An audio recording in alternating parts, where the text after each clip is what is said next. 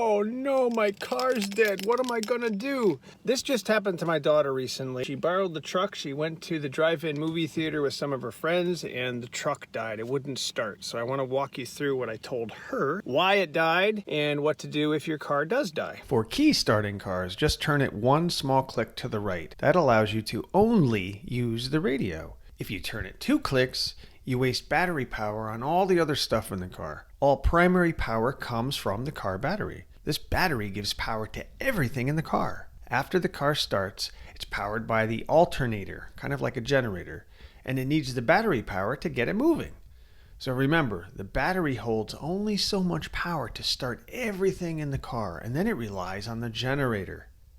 So, if you turn 2 clicks, you waste power fast and drain the battery.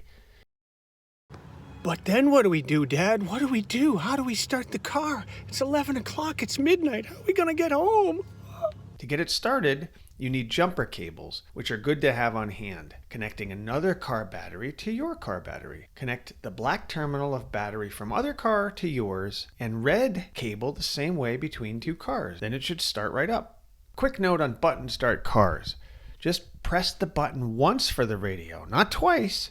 Just once, and you can use just the radio.